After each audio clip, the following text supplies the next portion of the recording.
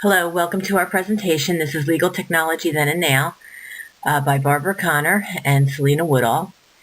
Our first slide here has some examples of old technology and new. Bunches of piles of paper representing the old files, and if you can see in the middle there's a laptop that shows all those files now are contained in a laptop in a nice orderly fashion.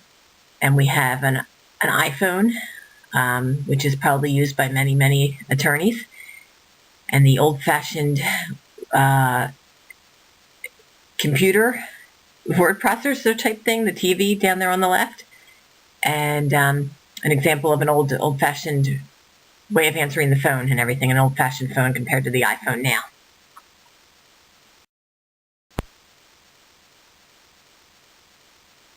Legal technology in the past, sometimes some offices may have had some computer type functions for maybe some accounting work and some billing, maybe a word processor just to kind of put out some letters.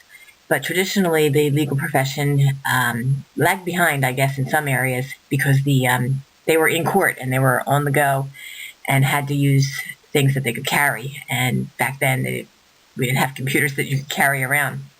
So in the past, the legal professionals' tools were primarily pen and legal pad and law books, and of course the typewriter in the office, where the secretary / paralegal most valuable skill was probably typewriter, typing and dictation, and copy machines and things of that nature.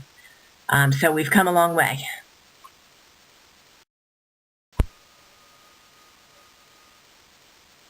Here we have some pictures of some examples of old-fashioned technology that they had to use. We have some pictures of some old phones and a copier, which I remember years ago when I started working. It was 25 years ago.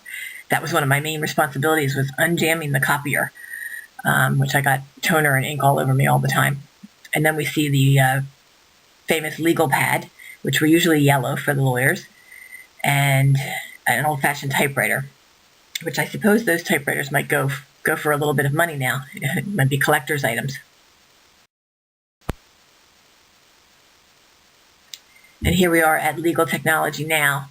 I would say that computers and computer-related devices, handheld devices, our iPhones, our personal computers and things like that, especially our phones now, seem to be kind of a main thing that keeps us dialed in to everything. On our laptop back in the office, we have everything we need right on our own phones that we carry around with us all the time, and that keeps us connected and able to do very much almost anything we need to right in our hands. And here we come to a slide about electronically stored information, or ESI. This has become something very huge in the legal profession. I'm sure in many other professions as well. But electronically stored information covers the gamut of almost everything that a paralegal and a lawyer do would be on our computers. And we have to sometimes collect all of that information and put it in an orderly fashion for a case or a dispute of some nature that we're handling for a client. And we also have to go to other companies and request this information from them about certain issues that they would be involved in, and that we would need all of that information. So this is a big topic that we now have to address and do every day in the legal profession. Here we have the idea of the paperless office, which I think is everybody's dream, but sometimes it doesn't always work out exactly as a paperless. There's always some paper laying around.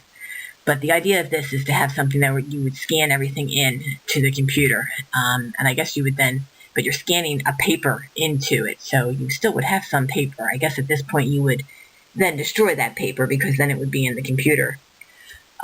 This would help in many ways. It would reduce storage costs and give more room because you wouldn't need all these big files holding all this paper. It would be easier to locate things because you could search, type in what you need, and be able to find it rather than digging through piles of paper. I guess some drawbacks might be like, what if the computer crashes, and what if something kind of happens to the computer where it's lost and then you don't have the paper backup?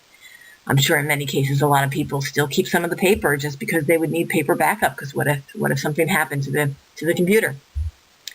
But in any case, a lot of these things are a good idea, especially for simple paperwork that has to be attached to files, and you can keep it all in the computer in one consolidated place.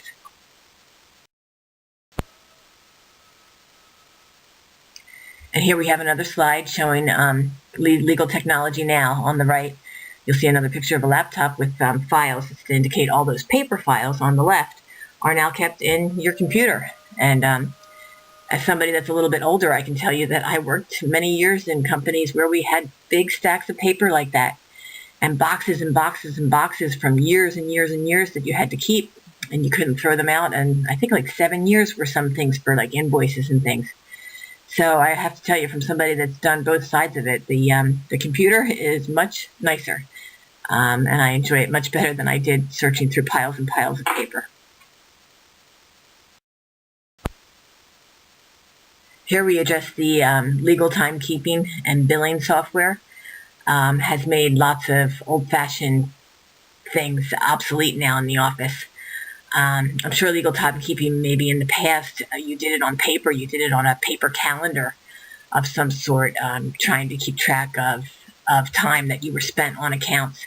Now we have software that can help us track that, can even help keep a timekeeper when you're in that case on your computer working on it, and it can keep track of how long you were in there working on it.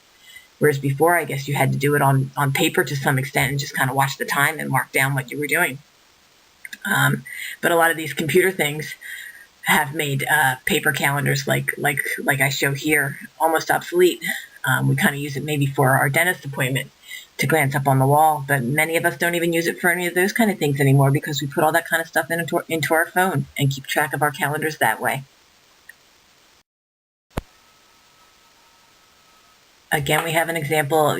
We have many application software. We have things that can help us do many, many things. Even so little as just 15 or 20 years ago, we didn't have any of these things to make our lives a little easier. I think it makes the life of a legal professional, whether it be a paralegal or a lawyer, legal assistant, secretary, much easier. We have, word processing. We have Excel. We have case map. We have lots of things that we've learned in this class. We may not use these exact software programs that we learned in this class, but we're going to use something similar to what we've learned in this class.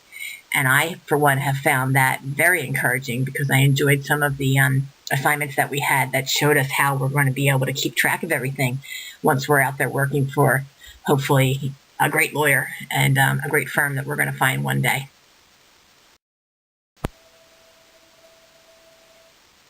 Here we have again another version of the software, case management and docket control.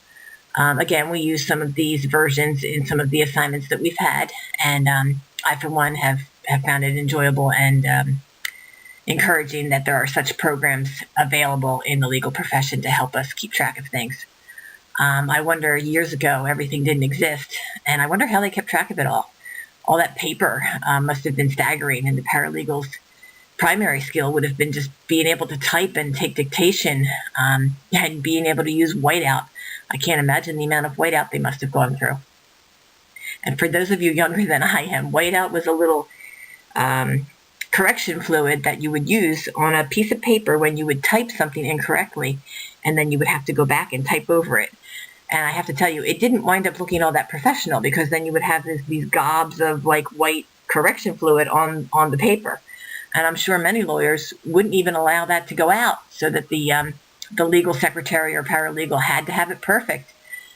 So it might have taken many times to just do a basic letter that came out perfect.